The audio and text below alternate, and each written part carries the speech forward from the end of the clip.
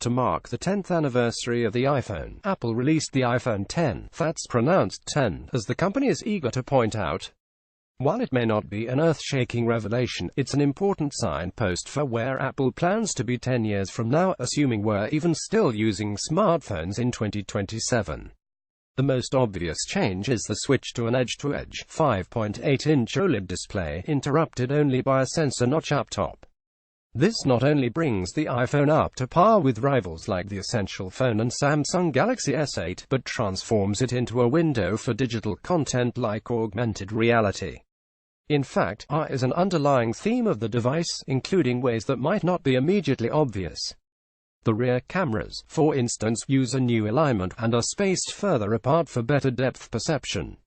Apple has also improved the accuracy of the accelerometer and gyroscope, and made graphics appear more natural through technologies like True Tone and HDR.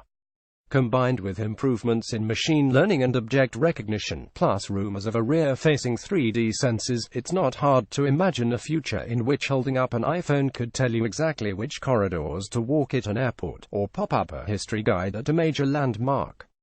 Come 2020, Apple could release a dedicated AR headset that will take the concept one step further, immersing you in data at all times without the need to have something in your hand. In the meantime, another camera-related technology is likely to sweep Apple's product line, Face ID. The technology replaces Touch ID, and uses the phone's front-facing true-depth camera to project and analyze 30,000 invisible dots on a person's face.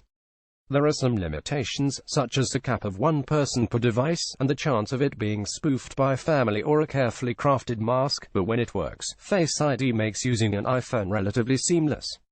It's even possible to hide notification details unless your eyes are on the screen, and the system adapts to aging, makeup, and many accessories. Given that Apple is spending at least $390 million on related lasers, it's safe to say Face ID will become standard across iPhones, and likely iPads as well. Competitors are already working on their own equivalents. Another thing TrueDepth enables is animation based on facial movements.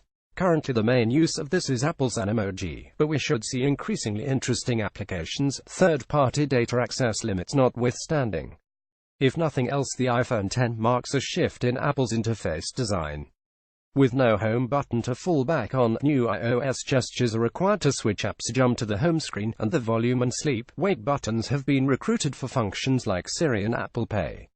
Smoothing out these interactions is presumably a goal for iOS 12, and where possible, 2018 iPhones.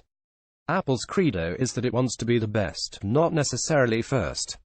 The iPhone X is a prime example. Its features aren't necessarily revolutionary in and of themselves, but combined they set a new standard for smartphones, and establish the base of the Apple platform going forward.